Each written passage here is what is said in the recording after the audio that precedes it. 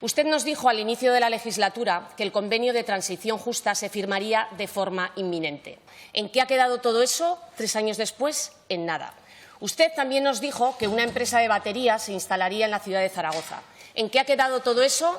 En nada. La empresa se ha ido a Sagunto.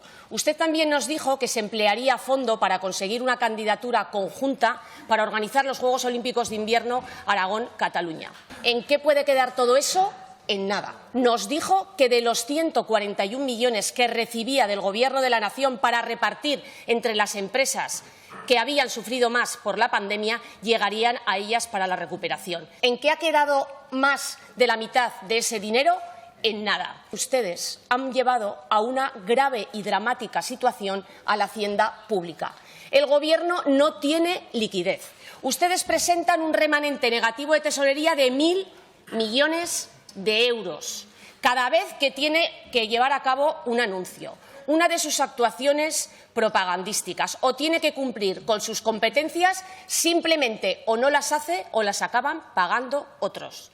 Diga la verdad, señor Lambán, reconózcalo. Las arcas autonómicas están vacías y eso se nota. Pero también se nota en los proveedores que nos vienen a contar que tardan meses en cobrar de la Administración.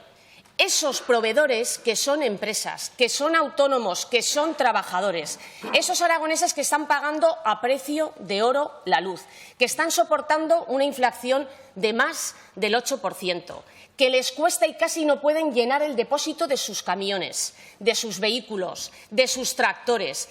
Esos aragoneses, señor Lambán, a los que su Gobierno impide llegar a final de mes porque usted está más preocupado en llegar al final de la legislatura. Reconcíliese con la verdad y dígame qué es lo que va a hacer.